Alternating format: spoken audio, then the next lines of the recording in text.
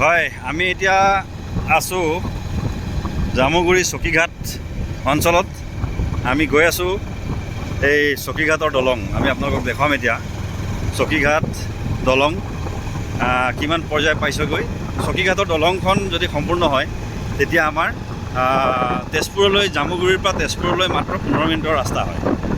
গতিকে এতিয়া আপোনালোকক আমি দেখাম চকীঘাটৰ দলং কিমান দূৰ আগবাঢ়িছে আৰু কেনেকৈ চলি আছে।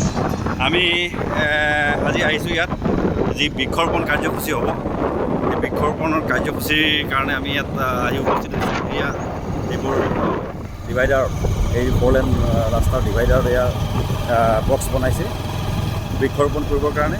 অহা 5 জুন বিশ্ব পৰিৱেশ দিৱসৰ লগত সংগতি ৰাখি এটা ৰাজহুৱাভাৱে এটা গণ বৃক্ষৰোপণ কাৰ্যসূচী ৰূপায়ণ কৰা হ'ব। চকীঘাট দলঙৰ পৰা লৈ একদম চতিয়া আপোনাৰ ঘিলাধাৰী, বিশ্বনাথ চাৰিআলি ঘিলাধাৰী দলং পৰ্যন্ত সেইটোতে বহুত এটা অভিলেখ সংখ্যক এটা কাৰ্যসূচী ৰূপায়ণ কৰা হ'ব। চতিয়া সমষ্টিৰ সন্মানীয় বিধায়ক পদ্ম হাজৰিকাৰ নেতৃত্বত সমস্ত অঞ্চলটোৰ সমগ্ৰ অনুষ্ঠান প্ৰতিষ্ঠান সংগঠনবিলাকৰ সহযোগত এইটো ৰূপায়ণ কৰা হ'ব। আমাৰ লগতে আছে জিয়াৰুল হক চাহাব।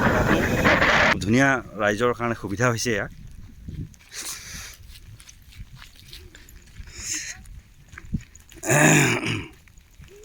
আমি এই দলঙৰ তত্ত্বাৱধানত নিয়োজিত আমাৰ যিগৰাকী বিষয়া আছে তেখেতৰ পৰা কিছু প্ৰতিক্ৰিয়া ল'ব চেষ্টা কৰিম। কেনেকুৱা আপোনাৰ অনুভৱ? দলংখনৰ কাম আপুনি কৰি আছে? বহুত ভাল লাগিছে। হয়, আমিও কাম কৰিব পাৰিছোঁ নিবনুৱা হিচাপে। আমি আপোনাৰ ঘৰ চতিয়াত ঘৰ? এখন ঐতিহাসিক দলং আমাৰ ইয়াতে হৈ আছে। কেনেকুৱা অনুভৱ চতিয়াবাসী হিচাপে? বহুত ভাল লাগিছে, বহুত ভাল খবৰ এইটো। আপোনাৰ নামটো?